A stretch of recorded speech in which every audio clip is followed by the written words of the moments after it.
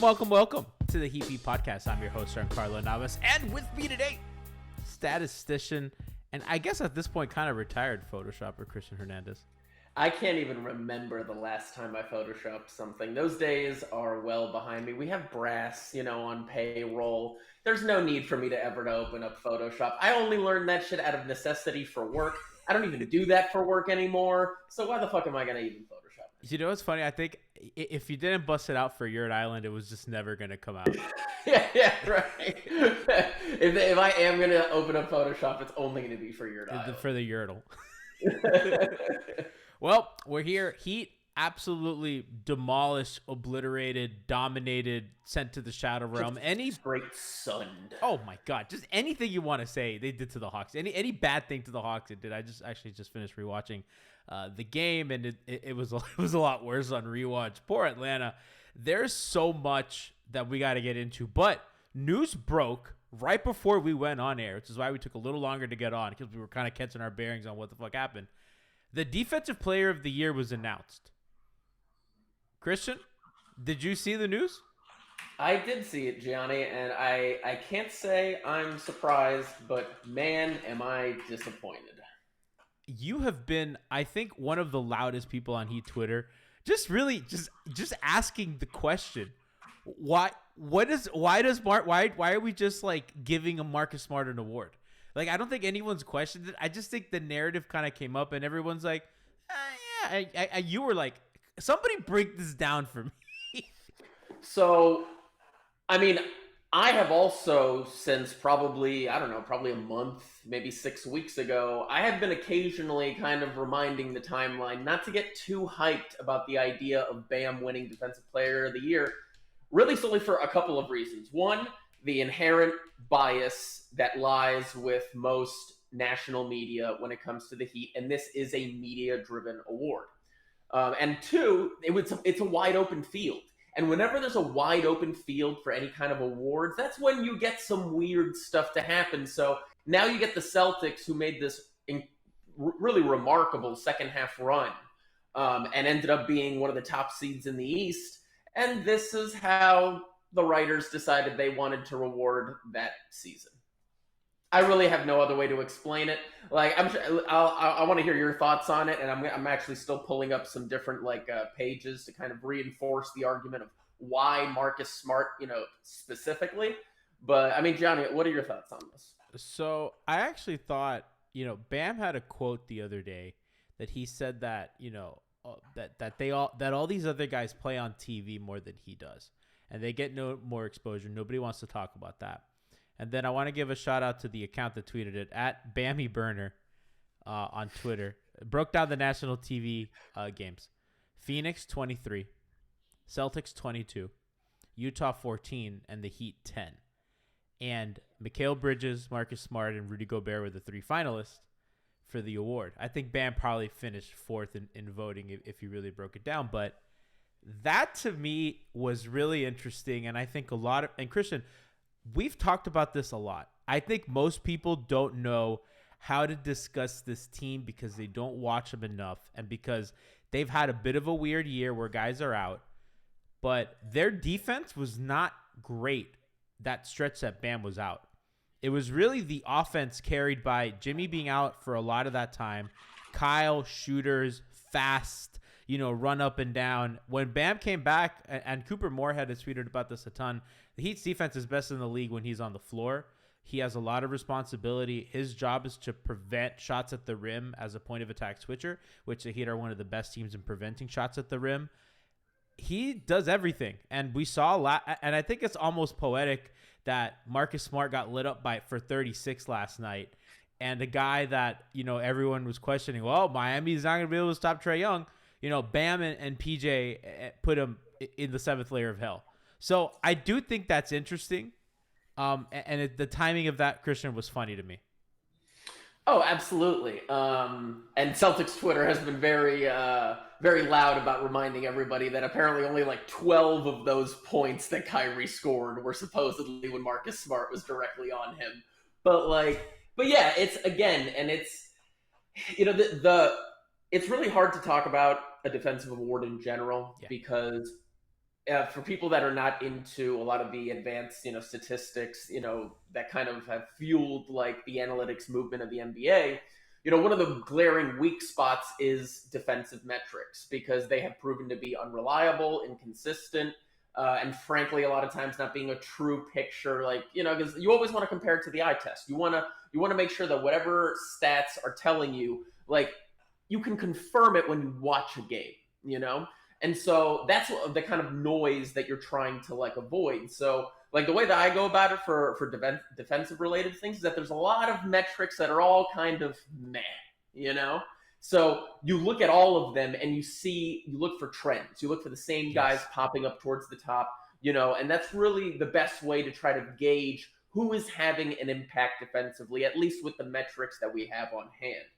And the tough thing, especially when it comes to Marcus Smart. Actually, let's stay on Bam because we were talking about Bam there. Bam right now, the Heat had a 104.9 defensive rating in the regular season with Bam on the court. It was 109.1 with him off the court. That's a 4-point per 100 possession difference. That's a massive difference. Literally, the only guy who was competing for the Defensive Player of the Year that had a bigger impact from an on-off perspective was Gobert.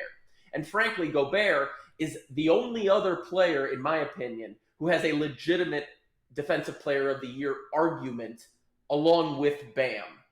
Because, frankly, I think Marcus Smart, he absolutely is an elite guard, and he might be the best defensive guard right now. But I still don't know if it reflected completely because the Celtics have a lot of other really good defenders. You had even Al Horford this year, who was already, 35, 36, but actually had a very strong defensive year. So he's still got, a little something in the tank. Robert Williams has come on really strong. Jason Tatum and Jaylen Brown are not, just turnstiles by any means. So it's, it's hard to, at the same time, you could make that same argument against Bam because Bam plays with a lot of great defenders. Jimmy, Kyle, But so it's why you look for the kind of confluence in a bunch of different metrics to try to see, okay, is Marcus Smart popping up at a lot of these things? The fact of the matter is that he's not.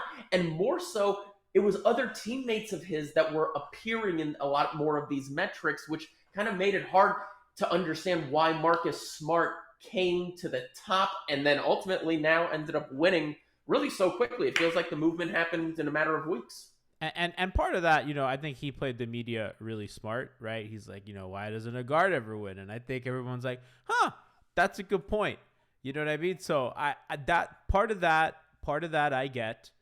And I think that the national TV stuff kind of came into play as well.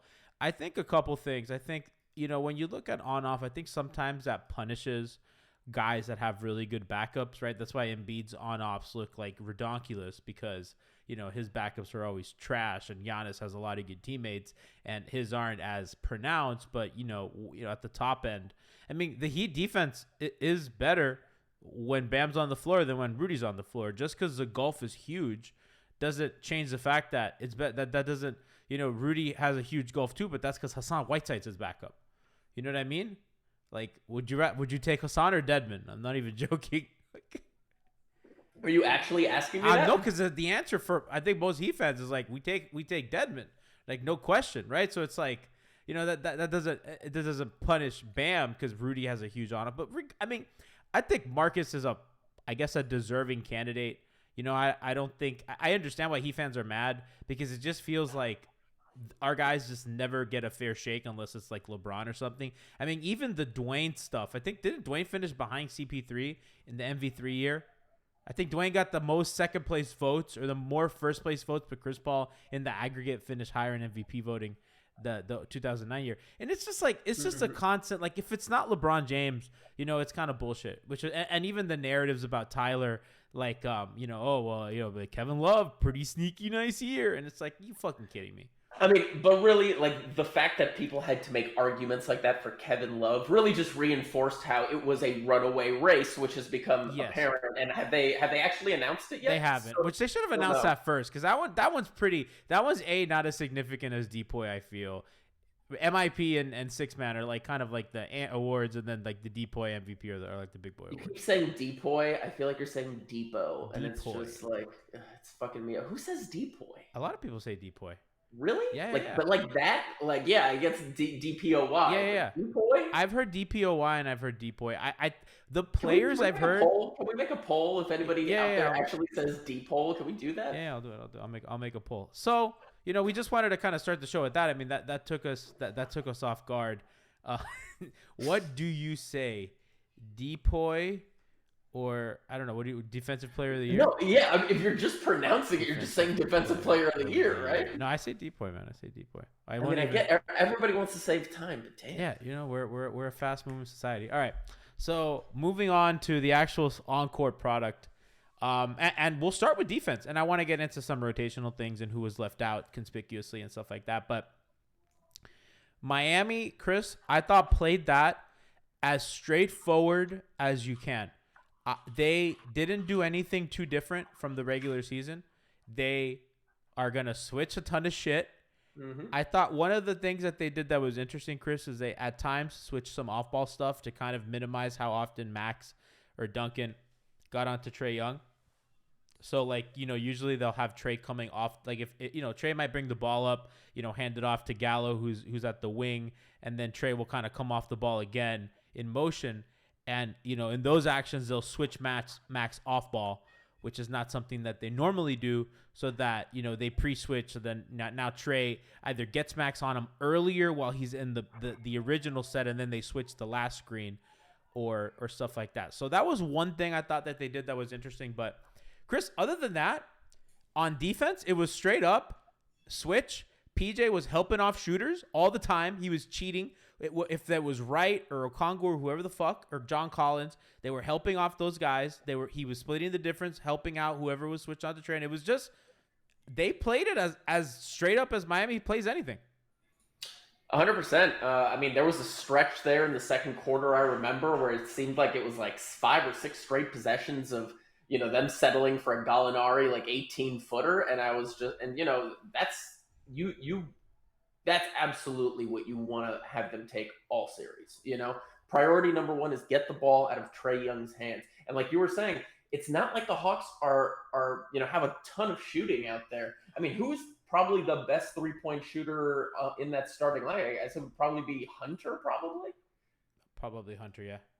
And he shot 38% from 3 this season. So it's like you can absolutely be aggressive playing the passing lanes. Oh, whoops.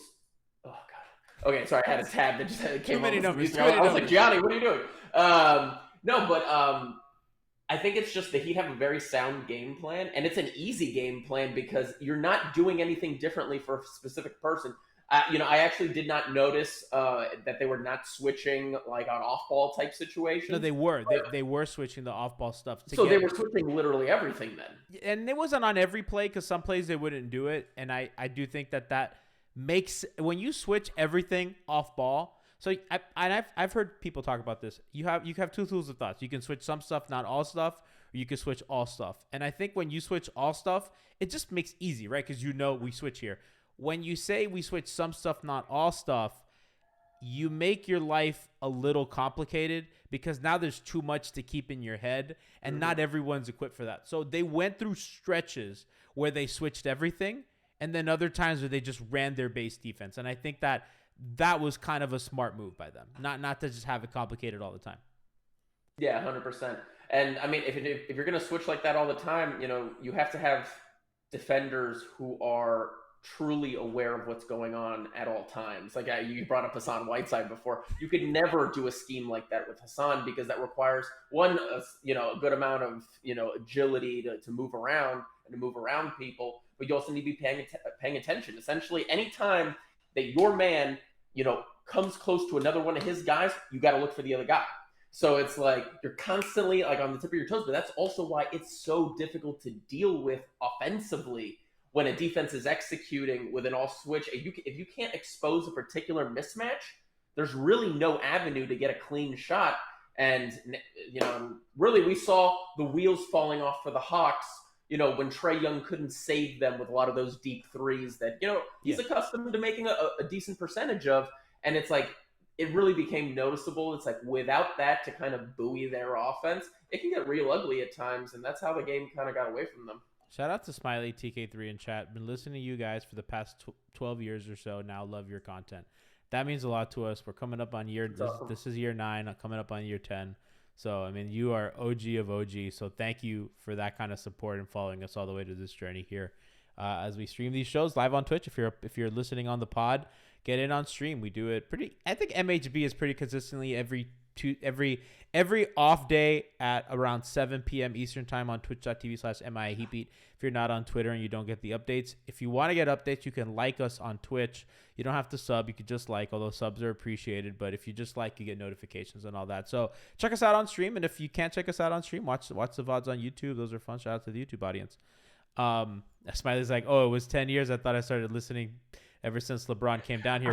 I was going to say, I don't know if it was 12, but I like the idea of that. So our first show, and this is kind of, the precursor to our 10-year anniversary, Brian and my first podcast was the day after the LeBron Game 1 buzzer beater against Indiana.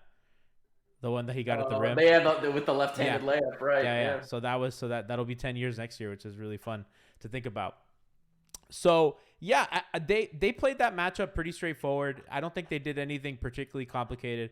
To your point, Christian, about kind of the awareness, there were a lot of instances where they would have guys help off Trae, like when Trae would kind of in transition, which I think he's the most dangerous. They'd find Jimmy or somebody would pick him up, at half court. They'd make his life hard. He'd have to really run his offense.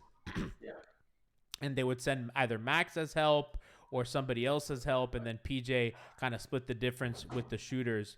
And Bam on closeouts, and I tweeted out a little video about that today. So they were just incredible defensively.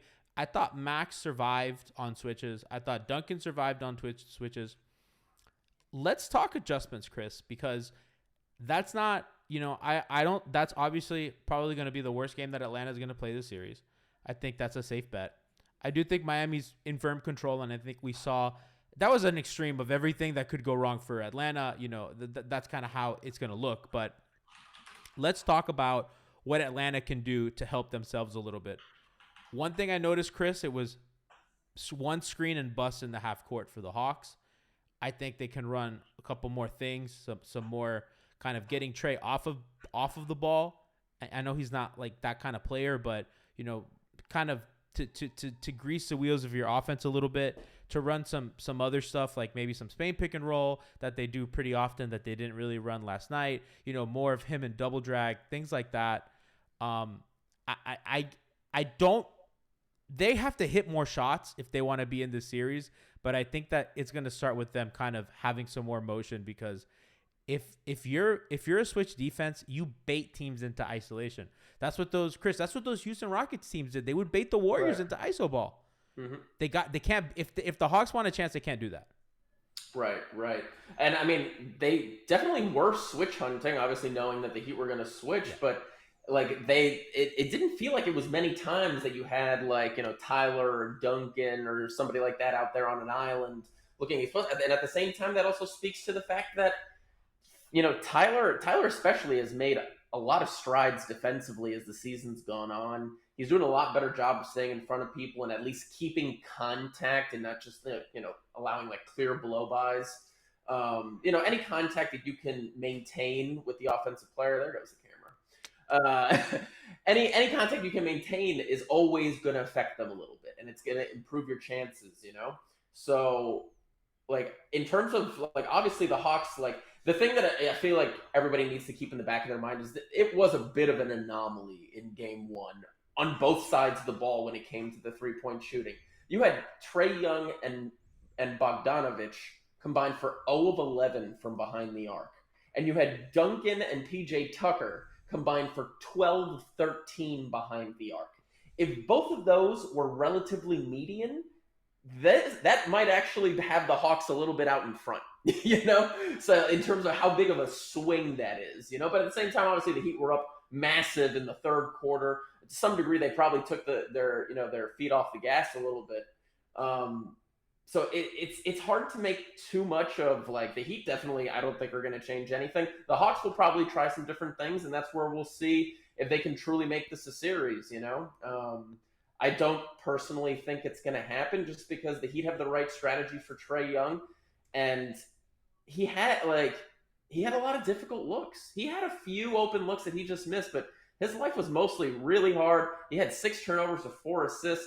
Like, unless he can really figure out how to operate and especially get into the lane, he had no interest in driving, which I do not understand how the Hawks are going to be able to maximize getting open looks without Trae forcing you to commit to drives. He only did in transition. Like when they were like in mid transition, he would, you know, and it was only if he really had like Tyler or somebody on him.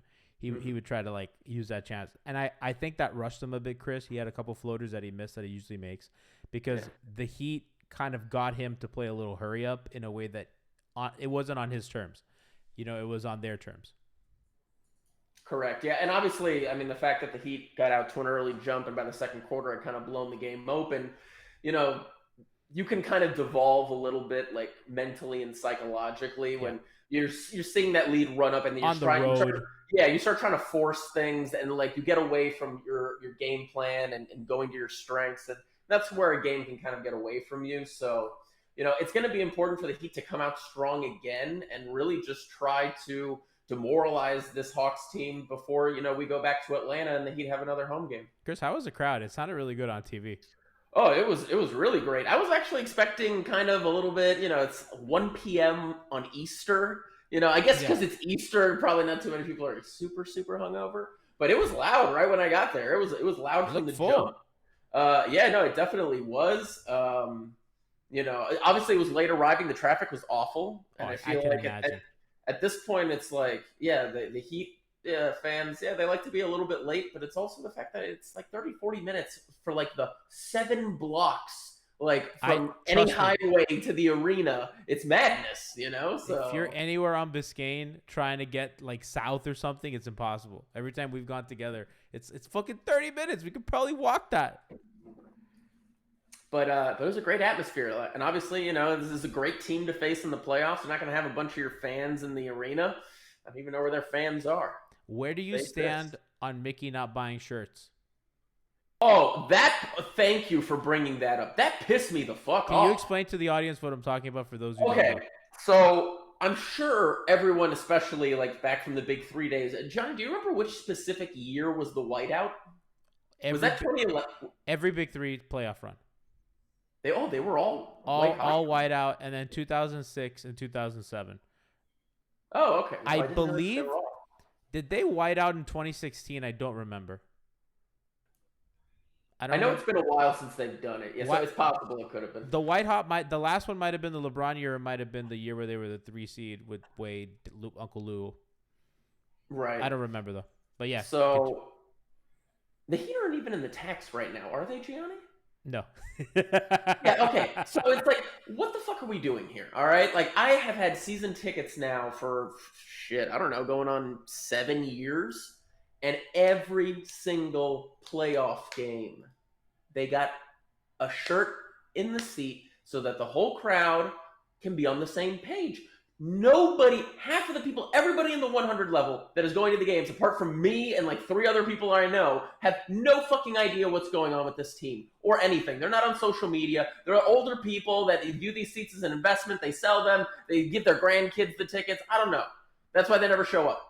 But like, the fact of the matter is that you need to be providing what the audience needs so that we are a cohesive crowd unit. We're all going to scream. Of course we're going to scream. We're loud as fuck, especially in the playoffs. But we need to look the part. And there were towels. Towels, man. Not shirts, towels. Towels that were so small. There was this woman who I felt terrible for her boyfriend, but she was wearing like a top that every time she would go to cheer, like it looked like her, her female parts were going to come out, and that little towel couldn't have even covered her or anything. It couldn't cover anything. Like, and there used to be actual proper large, extra large shirts so that they can fit basically everybody, and everybody's on the same page, and you're all cheering, and you all got that, that whole surrounding of the arena, in the same color, which is a beautiful effect. That's how you want to be portrayed on national television. And they went with little towels. I couldn't believe when I saw the towels. I thought we were above that as a society. I thought that, we have the best ownership in the NBA, and the fact that Mickey kept tweeting out wear white. And I go, why does he keep saying that? We should have known. That should have been a sign. Yeah. Mickey never, he rarely tweets. Never tweets. But just and then he's tweeting nonstop. Be sure to wear your white. That's why I ain't giving you shit. Was there enough of a stink for them to actually have shirts next time? I don't know. If they make it to round 2, they better. Let's see if we make a big enough stink on this show, and let's go. And enough people will send it to him via email. Hashtag let's wear Mickey. I don't even know. Somebody think of a hashtag and then tweet us. Give me the shirt. Dude, people go crazy for the shirts. Every time they do the shirt tosses into the crowd, everyone's standing up and screaming. All those rich people in the 100 section. Dude, exactly. Why do you need the shirt so bad? It's just fun to get free shit and to catch a shirt. But that reinforces my thought that the people that own the seats just give them to people who never get to go to the games, and that's why they're so that's crazy. why they're so excited. Oh, okay. Brian says shirts confirmed for game 2. Mickey responds to the okay, yeah. Everybody was like, what the fuck is this? Dude, there was a guy in an all green outfit. Now, mind you, it was like a Prada outfit. Clearly, he paid a lot for it. He wasn't going to take it off to put on, a white shirt, but he could have had the choice. Could have had the choice. Yeah, they're doing shirts tomorrow night. Then back to towels if there's a game 5 was announced last week. Okay, excellent. Yeah. Reported by 5 Wait, you said back to towels in game 5? Yeah, Michael McCollum said on an interview with 5 Reasons. Reasons. Game 5? We don't need fucking towels. We don't need towels. We need shirts, god damn it. Dude, if anything, give me the towels tomorrow. We're probably they're definitely demoralized right now. Dude, if we get back to a game 5, that means they won a game. Brian says buy our shirts. Wear Heat in 5. That's true. Yeah, can we get the link in the chat for the link in chat, buy your Heat in 5. It's always in 5. Yeah, actually buy the always in 5 shirt, bring it to game 5 because they're only gonna give you a towel. Yeah. So hopefully there's no game 5, but if it is, then you have your Heat in 5. Now I hope there's a game 5. Now so we can all wear the Heat in 5 shirts. So so that's the other big element of this playoff series that I don't think anybody's talking about. So, all right, Chris, let's talk about the Heat on offense a bit because we covered kind of their defense, what the Hawks can do. Oh, by the way, the other thing the Hawks that I wanted to mention was Dedmon was never tested in any of his minutes that he shared with Trae Young on the court. And I watched every Dedmon defensive possession, was not put a single time in a pick and roll by Trae Young, which I thought was weird. And some of the times it was, okay, we're in transition. I have Tyler in front of me. I'm just going to try to go. Other times it was just, they tried to, run an action and for a lob, and it just never happened. But you just bailed Dedmon out by letting him be in the paint, by letting him rotate as a help man on your drive. That's what he wants to do, right? Because that's just that's just all arm.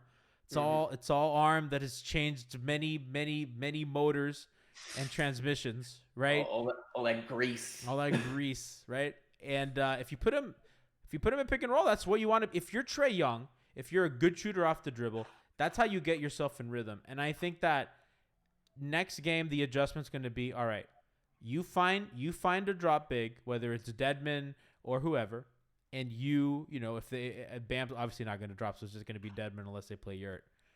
And you try to hunt that matchup more than you hunt the Hero one. Because if Hero's guarding you on ball, he's not even good at getting around a screen either.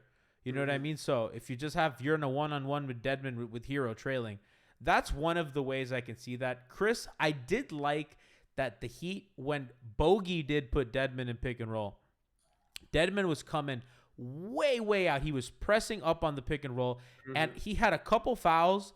I don't mind that because you don't let them get threes off, right? You really put pressure. They crowd the fuck out of the ball, and Jimmy's at the nail in those sets, so he can kind of come and stunt if they get beat, and he can close out on the shooter behind him.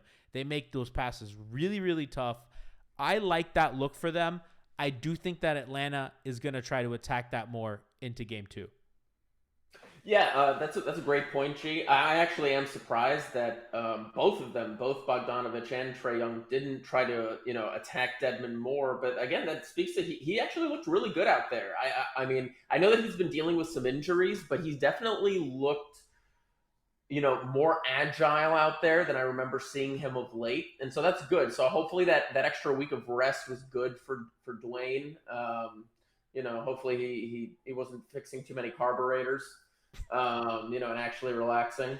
But the thing that I will say is that if that does become an issue, Gianni, and we want to talk about adjustments, let's talk about the fact that Caleb Martin only played garbage time minutes. That was going to be what I was going to get into next. Yeah, which to me was a huge surprise. And if it becomes a situation where you have somebody like Trae Young or Bogdanovic that's exploiting, Dedmon, let's say, that's exactly where you bring Bam back in the game and you put Caleb in and you go 4-5 in that way. You could even, if you really wanted to, you could throw Caleb out there with PJ and Bam at times if you want like a little bit, more physicality. But the fact of the matter is that you barely even used, debatably, your best perimeter defender. Because this season, I mean, I guess apart from Bam, obviously, but like this season, apart from Bam, like nobody has given defenders the offensive, like especially ball handlers, especially guards, especially guards on the perimeter more trouble than Caleb Martin. Caleb Martin did a great job in the regular season and was the highest usage defender defending Trae Young during the regular season, and he didn't even sniff playing time in this game. So if the Heat's bigs do, and by bigs I really just mean Dedmon, if he starts getting because it's Bam and Dedmon, and Bam's not going anywhere. So if Dedmon starts getting exploited, if they try to mess around with Yurt for some reason and he's getting exploited, they're gonna call on Caleb Martin right away. And I'm honestly super excited for that because it's like the second that the Hawks have a little bit of breath thinking that they've figured something out, Spo can just shut that door right away. They have a card to play. And that's how you add to that demoralizing effect of being like, man, do we have the right combination of people to do anything against this team? Which frankly, I don't think they have. And Chris, I think the Capella injury comes into play with that as well, because if you're Miami, you can actually go PJ at the 5, Caleb, right? Some combination of Caleb, Jimmy, and then guards. Mm-hmm. And you could put Caleb on a guard, right? And you could put PJ on, I mean, John Collins, a limited John Collins. Yeah. I mean, I was going to say, but John Collins and Okongwu are not the same kind of physical player as Capella. That's why you can get away with playing PJ at the 5 for stretches. If you're just like, okay, these Dedmon minutes are untenable, which again, that was not the case. But if they do become that way, you have that in but you could just say, fuck it, we're going super small. We can switch 1 through 5, and we're fine. And that's the play on their back pocket. So the Heat's 9-man rotation yesterday against the Hawks was Jimmy, Bam, Lowry, PJ, Strus, Hero, Duncan, Gabe, Dedmon. So no Caleb, no Keith, or no Depot, unless you count Caleb's garbage time minutes. Not surprised about Keith and Depot. I do think Depot could be a factor in this series for all the reasons we talked about. If there are times that Gabe did a fucking hell of a job. The way that Gabe fights over screens is just, Chris, Justice was like the Matrix screen avoider, right? Like Justice would slide in between screens so effortlessly. It was amazing. Gabe fucking fights it, right? They're like two sides. They're both so good at it. But Gabe is just like a bulldog, dude, getting around it and was not giving Trae an inch. He absolutely has earned every second the fact that he's the fucking backup point guard in a playoff rotation, and it's like solidly when Oladipo's back ready and coming off a 40-point game. That's crazy. I mean, honestly, for me, it was a pleasant surprise. I had a feeling that towards the end of the season, when Spo was kind of sporadically kind of cutting Gabe out, I had a feeling it was really more to play around and see what he had with Oladipo. But obviously, Victor, looked great in the last couple games of the season, dropping 40 points. Obviously, it was mostly the entire game was like garbage time, but like he still looked pretty impressive. And, Spo stuck with the guy who has been there all season, being a smart offensive facilitator who does not take risks. He doesn't turn the ball over. He does his job defensively and with tremendous grit, especially for his size. Especially, running through screens of some really, really big guys and really not caring about the physicality aspect at all. And then, and he can space the floor for you. He didn't even shoot that great in game one. But, I mean, when he brings you 7 assists in 25 minutes with really, really strong defense, it's going to be hard not to play him. And the guys like him. They're happy for him. He gets guys involved, like you said, the 7 assists. I'm just happy for him. Quick, that alley-oop that he threw to Jimmy, and that picture that they captured of both of them like mid-celebration. They captured so many people. That was an incredible moment. I got the screenshot because I rewatched, and I tweeted the screenshot, and I'm gonna say, Christian, very conspicuously, everyone started noticing, and I was like, I was first to that. The Deuces had it first, not this time, motherfuckers. I did. That was a great play. Shit was so fun. Gabe, awesome. Jimmy's awesome. Let's talk about their offense to kind of close out this. I don't think there's much to say because I thought Duncan was 2019 Duncan. Hit a bunch of tough shots. I thought the Hawks actually defended him pretty okay most of the time. I mean, I thought Herter did a good job of kind of going around the screens. It's not like Duncan. They had a lot of defensive miscommunications. But that was more stuff to the rim. Tyler and Jimmy. Tyler didn't have the best offensive game, which I think is one of the ways you can look for Miami to improve. Just missed a ton of shots. This wasn't himself. Jimmy, really, Christian, getting to the rim whenever he wanted. The Capella aspect just really showed itself. There's just no resistance. And the Hawks, their wings aren't very physical, and their guards are very small. And Jimmy just plows through not strong, small people all the time. And I think we saw that in full force. Didn't have to overdo anything. Bam, not really a factor on offense. I thought he did, they didn't need him. But I will say, they were throwing a lot at the shooters, and I wouldn't be surprised if they're going to double Duncan next time, or they're going to test them.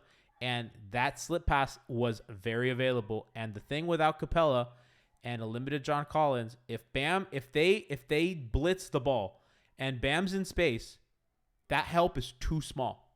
I know that Bam's not the biggest guy in the world, but that help is legitimately too small. And he's just going to be able to score over it. Or if they send even more help, that's an easy pass to a cutter or a corner shooter. So that's kind of where, I don't know, Chris, I don't know if there's much you want to say about it. I just thought it was a lot of, they hit tough shots. Hawks defense wasn't good. The stuff we thought would happen without Capella. Obviously Clint changes the series a ton. He controlled the rebounding fine, just what you expect. And I think they could even offensive rebound better than what they did that game. That's kind of where I'm at. No, 100%. I mean, it's going to be interesting to see what the Hawks decide to do. You pretty much nailed the two things that I was really going to say in regards to the offense, which is, Tyler had a really rough game. Like, especially early in the game, the Heat were turning the ball over a bit, and a lot of that was Tyler just being a little bit sloppy. And that's weird because he's been really good about taking care of the ball lately, especially for a 21-year-old, which I feel like I have to occasionally remind myself.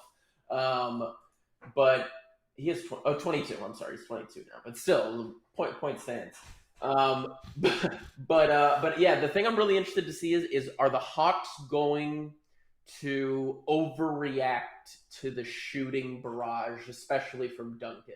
Because if that does happen, and let's even apply this to somebody like PJ Tucker, who is not really known as a shooter, but this whole season has been a very, very highly efficient shooter.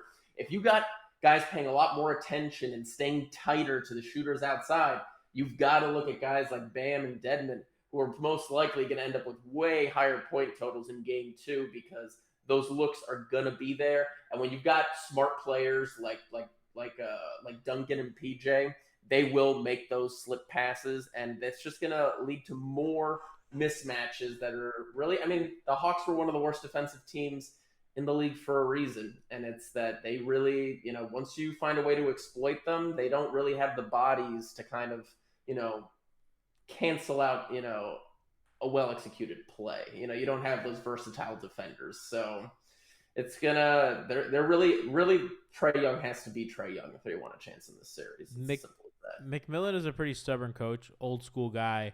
Not sure they're gonna overreact. I think they'll probably see a lot of the same coverages. And watching the film, if I'm Atlanta, I don't change much. And if Duncan does it again, maybe I Duncan or Max, or I mean they played those guys. I mean Tyler's really the only one that they play differently. But if Max or Duncan does that to them again, I don't think they overreact. But I mean we'll have to see. I mean Nate's an old school guy. Although Pokey Sticks in chat says, remember the last time Eric Spoelstra faced Nate McMillan in the playoffs? This is a sweep.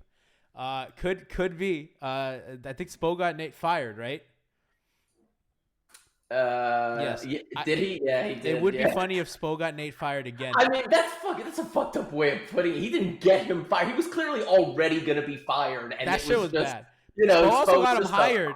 Spo got him hired because when Nate coached the first interim game here, Nate won, and it really spearheaded their resurgence. Yeah. I'm just, Christian, I'm really glad. You know, like we can talk a lot about kind of the ins and outs of the basketball, but let's be fans for a second. It was really annoying all week that people just put the Hawks in that spot before they had even earned it. People were talking about how this was going to be a problem for Miami. And Hawks fans were saying on Twitter, point to me one player on the Heat team that would be in the Hawks rotation, right? Just shit like, oh yeah, you know, like shit like that, dude. And it's like, they just got shut the fuck up so emphatically.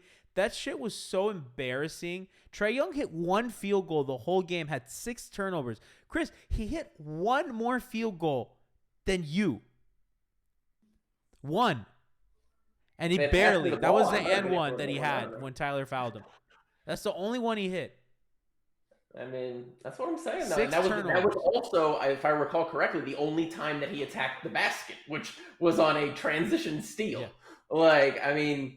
That's the other thing about it. Miami made so many baskets. Like the Hawks were just so happy to settle for jumpers. If they do that in another game, it's going to end up exactly like that. Even if Duncan and PJ don't hit a ton of threes. Miami played with a sense of urgency, Chris, that I think is welcoming because I think at times during the season they looked a little lax. Mm-hmm. I hope they bring that tomorrow as well. I think that, you know, kind of having that. Listen, step on their neck, win game 2.